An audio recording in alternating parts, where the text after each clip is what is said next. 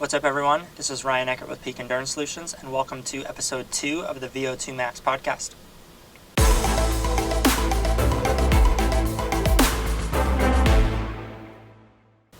All right, in today's episode, we're going to be going over fasted training. Fasted training is something that I find really interesting and something that I enjoy talking about, primarily because I've had a lot of experience with it, using it in my own training, as well as some training that I do with athletes that I coach. So I have a pretty good grasp on it, and I've taken some time and looked at some of the recent research that surrounds fasted training, and I think I have some good information to share with you guys. So fasted training falls underneath the umbrella term of like diet or nutrition.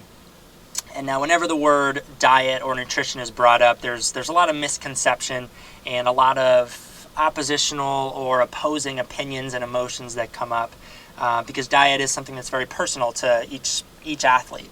And there's a lot of misinformation out there related to diet and nutrition.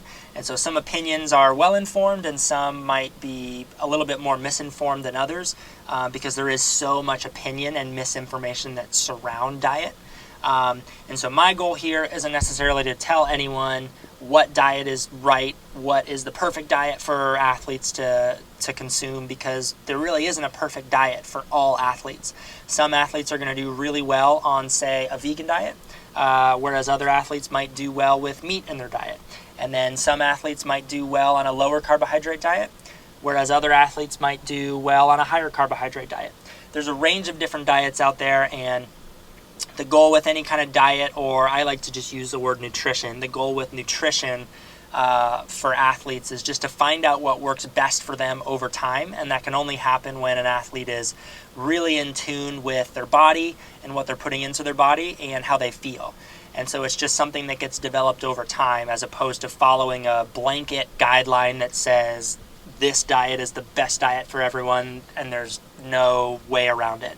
That just doesn't really exist, and there's no research out there that suggests that there's a perfect diet for all athletes out there. So it's just something that is very personal to you, and you have to figure out over time. And again, I'm not here to talk about diet or nutrition as a whole. I'm here today more to talk about manipulating certain aspects of your nutrition, and that's really the direction that a lot of research that we see nowadays is going. When it comes to diet and nutrition, it's not necessarily aiming to research or to find out what the quote-unquote perfect diet is, likely because, again, the perfect diet doesn't exist. So why are we going to waste our time researching what the perfect diet is when there probably is no such thing, because everyone is so different in terms of their genetic makeup and their lifestyle factors. So it's just, it would be too difficult and almost impossible to find one diet that is best for everyone. So a lot of research nowadays is looking at manipulating certain variables within the diet, things related to the timing of nutrients and how much of that nutrient you're taking in and at what time are you taking it in around training and racing. That's really where the research surrounding nutrition is going, is optimizing nutrient timing and intake. And fasted training falls underneath that category of nutrition. Fasted training is essentially the manipulation of when you're eating around training. So fasted training is typically done first thing in the morning. It can be done in the afternoon or later in the day, but I'm primarily, for the purpose of this podcast, going to use fasted training in the morning, just because it's a little bit easier to do first thing in the morning as opposed to fasting throughout the day and then doing it. Just logistically, for most people, it tends to make sense to do it first thing in the morning. But fasted training is essentially waking up in the morning and then training on an empty stomach. And so again, you can do that in the afternoon. You would just do whatever you do in the morning and then give yourself 6 to 8 hours where you're fasting during the day and then do your training session in the afternoon. But again, logistically, it doesn't make sense for a lot of people and a lot of athletes who might work during the day. So during the morning is the example that I'm going to use throughout. Now, what's the science behind fasted training? So some of you out there might have heard about fasted training and what it is, whereas a lot of others might not have. Now, in order to understand what fasted training can do, we have to start by just giving a brief overview of energy metabolism during exercise, particularly how the body relies on fats and carbohydrates to fuel exercise. Now, most people tend to be aware of the fact that as exercise intensity increases, you start to shift from fat metabolism towards carbohydrate metabolism as the intensity goes up. So I'm going to use the example of walking and running. As I go out and I start walking at a really easy pace, I'm relying primarily on fat to fuel that exercise. As I start to go from a walk to a jog to a run to a sprint, my reliance on carbohydrate increases as the intensity of the exercise increases. And then for everyone, there's going to be a certain point at which you are relying primarily on carbohydrates versus fat. But the key take home here is to know that at lower intensities, you rely primarily on fat for fuel. And then at higher intensities, you start to rely more heavily on carbohydrate for fuel. Now, we're going to tend to focus for the rest of this podcast primarily on what's going on with fat metabolism to fuel low intensity or aerobic exercise. So aerobic exercise is typically exercise that's at a low enough intensity where the body is relying primarily on fat to fuel it. Whereas anaerobic exercise is exercise that's done at a high enough intensity that the body's primarily relying on carbohydrate to fuel that exercise. Now, fasted training really targets what's going on with the aerobic energy system and the body's ability to metabolize fat for fuel. So we're going to focus primarily on what's going on with that energy system now moving forward. And for endurance athletes, having a really well-developed aerobic energy system and being able to metabolize or utilize fat for fuel is incredibly important. It's important to be able to use both fat and carbohydrate. I'm going to touch on that here in a little bit. But having a well-developed capacity to use fat for fuel and having a well-developed aerobic energy system is really important. So just to list off a few examples, it's going to improving your ability to utilize fat and improving your aerobic engine or your aerobic energy system is going to improve your ability to recover between training sessions. It's going to improve your ability to recover between really hard efforts within a training session. You're going to be able to hold higher intensities for longer and for deeper into races if you have a well-developed aerobic energy system. And then also important too is you're going to be able to spare your carbohydrate stores in favor of fat for fueling exercise, which starts to become more and more important for endurance athletes that are doing longer distance training sessions and races where running out of carbohydrates is a real concern. And there's other benefits too, but those are just some of the big ones to know related to your aerobic energy system and what some of those benefits are of having a well-developed aerobic energy system. Now, like I said, fasted training is really targeting adaptations that are going on within the aerobic energy system and within your body's ability to metabolize and use fat for fuel. So doing a fasted training session, so say waking up first thing in the morning and exercising on an empty stomach, places a greater stimulus on the aerobic energy system within the body. Now, it does this by enhancing some of the adaptations that take place within the mitochondria of the cells. And so for those of you who have a biology or physiology background, you might know that the mitochondria is basically the powerhouse of the cell. It's where the metabolism of fat for fuel takes place. It's where the breakdown of fat for fuel takes place. And so that's one area where you're enhancing that stimulus of the training session by doing it fasted, is you're placing a greater stimulus or a greater, and so that's one area where you're placing a greater emphasis on by doing a training session fasted, is on the mitochondria and on the just the ability to metabolize fat as a whole within the body. Whereas if you do a training session after eating food, you're not going to get that same added benefit of doing it from fasted. So now, how does fasting do this? Now, when you go out for a fasted training session, you're forcing the body to rely more heavily on fat for fuel as opposed to carbohydrates. If I do a session after eating a meal, particularly a meal that consists of a lot of carbohydrates, you're going to allow the body to rely a little bit more heavily on sugar or carbohydrates to fuel that exercise than if you did it fasted. So by doing it fasted, shifting some of the emphasis within the body towards using fat for fuel, and that's why you're getting that greater demand or stimulus placed on the aerobic energy system of the body. more specifically within the mitochondria of the cells, because you're basically forcing the mitochondria of the cells to like work overtime to be able to process and metabolize and utilize all the fat for fuel to accomplish that exercise session or that training session. So that's kind of how fasted training works and how it places a greater stimulus on the aerobic energy system of the body.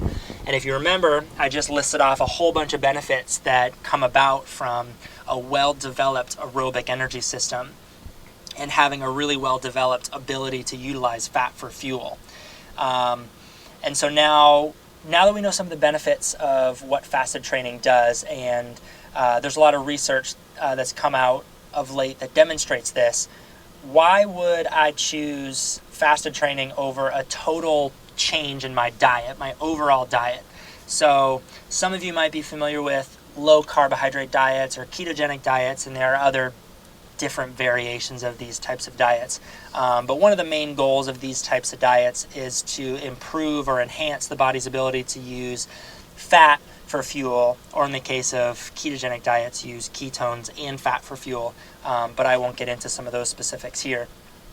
And I also won't get into some of the research on these types of diets here either, because there's a lot of it, and some of it's conflicting, some of it goes back and forth, and it's just a constantly growing and emerging area of research. But for the purposes of this podcast, I'm just going to focus on fasted training and why you might go with fasted training over a total overhaul of your diet. So why fasted training over a change in diet, like going to a low carbohydrate diet or a ketogenic diet? Now, this is where the importance of being flexible and having the ability to use fat and carbohydrates comes in handy, and one of the reasons why you might choose fasted training over a complete change in diet. Because being able to use fat for fuel as well as carbohydrates for fuel is incredibly important for endurance athletes.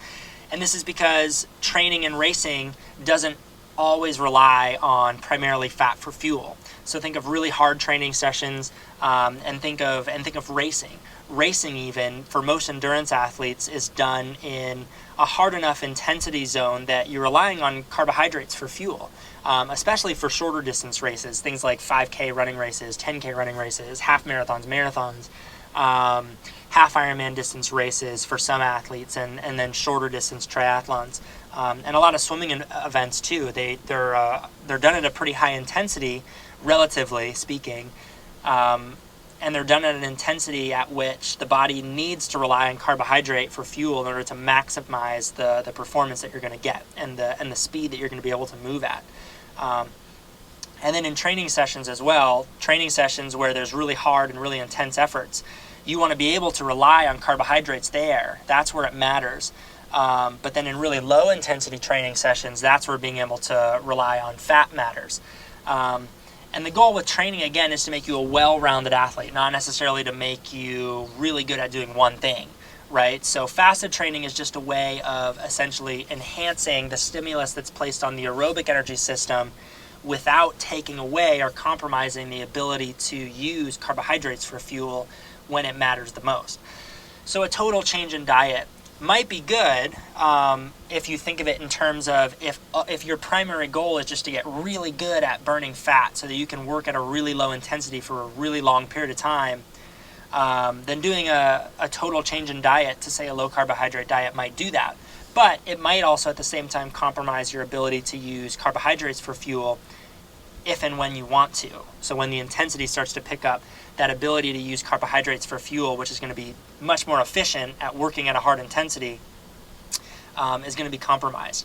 And so fasted training, again, just allows you to only focus on enhancing the stimulus on the aerobic energy system when you want to during a certain few select sessions, as opposed to changing your entire diet and just making your body as a whole really good at using fat all the time.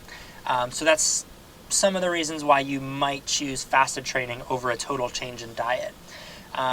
Now, when it comes to fasted training, like I said, we do know that it enhances the stimulus or the demand that's placed on the aerobic energy system of the body, which we could theorize over time would mean that you're going to improve your aerobic engine, right? You're going to improve your ability to metabolize fat a little bit, and you're going to improve your aerobic engine, right? Your ability to hold aerobic effort levels for longer. And again, that has lots and lots of benefits for endurance athletes, without also simultaneously compromising the ability to use carbohydrates for fuel. Now, since this research is so new, I have to say that there isn't quite as much research that shows the direct benefits of fasted training on performance outcomes.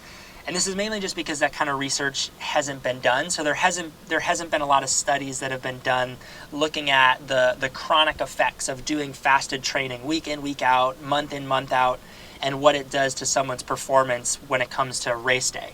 Normally studies that look at changes in training variables or diet variables, they'll gather up athletes and they'll have them follow a protocol for 12 weeks, 16 weeks, maybe longer, maybe shorter.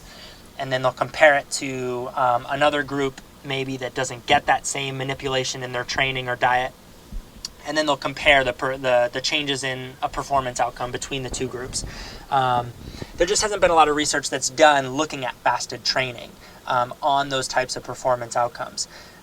So it's hard to say right now that fasted training is for sure with 100% certainty going to do this, because that type of research just hasn't been done. Now there is a similar strategy that has been looked at in research that has been shown to improve performance measures across running and cycling, and some improvements in body composition. And this type of training manipulation is called sleep-low training, which does have some similarities to fasted training. But there is one added variable to it, so it makes it hard to say that fasted training is going to do the same things that sleep-low training does, because they are a little bit different. But sleep-low training is essentially doing an exercise session the night before and then not replenishing your carbohydrate stores, which in the body it's stored, carbohydrates are stored as glycogen. So it's doing the training session, not eating carbohydrates after that session. So in other words, you go to bed later that night with lower carbohydrate stores than you did before the training session. You wake up the next morning and then you do the training session fasted, and that's called sleep-low training.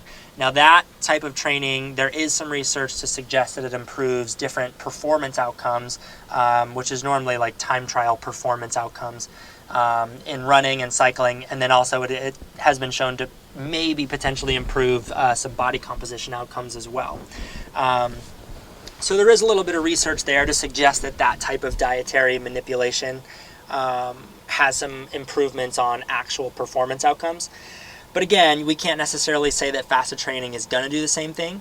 But the overall premise with sleep-low training is to, again, place a greater emphasis on the aerobic energy system and the fat metabolism system within the body. So it could be theorized that fasted training might do something similar and might have the same kind of effects, but that research just hasn't been done yet, and so obviously more research is needed that can show that fasted training does that. But in the meantime, we do know that fasted training places a greater stimulus on the aerobic energy system, forces the body to rely more heavily on fat during the training session, and so we could theorize that there are going to be some long-term benefits from that. Now, when it comes to fasted training, a few take-home messages that you need to remember. In order to get the most out of fasted training, you need to do fasted training either first thing in the morning. You can do it in the afternoon, but the key to doing fasted training is making sure that you're fasted before you do it, right? So doing it in the morning is normally the easiest because you've just gone, hopefully, 7 to 8 hours of sleeping without eating. So you're waking up in a fasted state already, so all you have to do is just avoid eating and then go into your training session, and you're going to do that training session fasted. Again, you can do it in the afternoon or the evening. You just need to make sure that you give yourself a 6 to 8 hour window in which you don't eat before you do that training session so that you can go into it fasted. But again, like I mentioned at the beginning of the podcast, that is just normally logistically a little bit more difficult to do for most people and most athletes because they have things to do during the day. And if you're not eating all day, that might mess with your energy levels, and you might not feel quite as productive or as energetic during the day if you're not eating. So for some people it might be a little bit of a turn-off to do it later in the day, so doing it in the morning usually makes the most sense for most people. So that's number one. Number two, only do fasted training one to 3 times a week during low intensity training sessions. So if you remember, the higher the intensity is, the more your body relies on carbohydrates. And that's a good thing because carbohydrates are a much quicker and efficient fuel source for doing really hard work. Whereas at lower intensities, fat is the preferred fuel source. So if you try and do a fasted training session before, say, a really hard VO2 max session on the bike or on the run, your performance in that training session is going to suffer, and then you're not going to get the maximum benefit from that training session that you wanted for the energy system that you were trying to work. So only do fasted training for low intensity training sessions. So that's zone 1 recovery sessions or easy recovery sessions, or zone 2 aerobic sessions that are less than 60 minutes. You could theoretically do them for sessions that last longer than 60 minutes, but you're going to get the benefit of doing fasted training for shorter sessions that are lasting 20, 30, 40, 50 minutes. You don't necessarily need to stretch it out for a longer period of time. And especially if you're just starting out with fasted training, it's going to be really hard to go that long while fasted. So my general recommendation is normally to do it 1 to 3 times a week during recovery sessions or aerobic sessions that are lasting less than 60 minutes. So that's number 2. Now the third take-home message, and this again is based on just what we know right now in some of the research, is that only men should attempt fasted training over women. So women probably shy away from it, and this is just because some of the research that we've seen so far tends to show that men do a little bit better with it than women. Women don't normally do quite as well with it. And one of the best explanations for this that I've heard so far was from a researcher, and I can't remember the name of the book that I read it in. I think it was called Roar, actually, and it's a book that's like written specifically for women. And the author of this book, who's looked into a lot of this research, suggests that one potential reason why women don't do quite as well with it and why it should be recommended that women don't do it is because women already carry around with them, and again, this is just a general statement, women tend to carry a little bit higher level of metabolic stress just in general than men do because they have a menstrual cycle that's going on in the background all the time. So their hormones are constantly ebbing and flowing, and they just tend to have a higher level of stress on their metabolic system because of this, whereas men don't in general. And so doing fasted training does carry with it a higher metabolic stress or load on the body than doing a training session fed does. So one reason why women might not respond quite as well to it. And when it comes to that, it's just not worth the risk of having the added metabolic stress for women because the return on your investment isn't great enough to warrant the potential risk. So for the time being, men should probably be the only one that attempt it. So those are the real 3 key take-home messages here when it comes to fasted training. Doing it on an empty stomach, giving yourself a 6 to 8 hour window beforehand in which you're fasting before you do the training session. Only doing it for sessions that are low intensity, that are lasting less than 60 minutes. So again, that's really just recovery sessions and aerobic sessions, and only doing it 1 to 3 times a week. You don't need to do it for every single training session to get the benefit. And then only men should do it. And those are really the 3 things to remember when it comes to fasted training.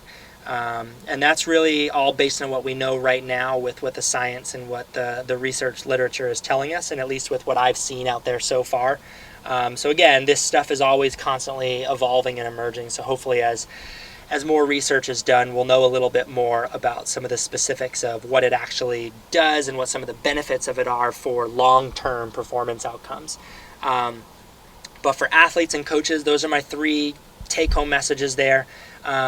And again, this is something that is a little bit more advanced of a manipulation of someone's training or nutrition. So for newer athletes or for coaches that are working with newer athletes to the sport, might not be one of the first things that you're going to have someone do because there are bigger things to worry about, like training consistency and getting down how to do easy recovery sessions versus hard sessions. There's a lot of things for newer athletes to learn, and fasted training might not necessarily be one of them. But for athletes who have been in the sport for a little bit longer and they're looking for, or they're looking to take advantage of smaller marginal improvements in their performance. Sometimes it does come down to just small, subtle manipulations of training and nutrient timing that give athletes those 1-2% improvements over time that end up yielding larger improvements in the long term. This might be something that those kind of athletes will want to try. So just keep in mind those 3 key take-home messages. Again, doing it on an empty stomach first thing in the morning, or again, giving yourself 6 to 8 hours before you do it in the afternoon. Only doing it 1 to 3 times a week for low-intensity training sessions, less than 60 minutes, and then only men for the time being should be doing it. Just remember those 3 things before you try and implement it into your training if you're an athlete yourself, or before you start to implement it into an athlete's training plan that you might coach. And again, if you have any questions on this stuff, you can shoot me an email at peakenduranceSolutions@outlook.com. You can also shoot me a message through our website at peakenduranceSolutions.com, and I'll be sure to link those 2 methods of contact into the show notes below. And that's all I have for you today as far as fasted training goes. Hopefully you found this podcast interesting and you got something from it. And again, the goal of this podcast is to bridge the gap between science and application. So hopefully I was able to synthesize the science that's out there a little bit, condense it for you, and then give it to you in a digestible format that allows you to take it and to apply it to your own training or to the training of the athletes that you work with. So yeah, hopefully you enjoyed this, and looking forward to joining you again next time.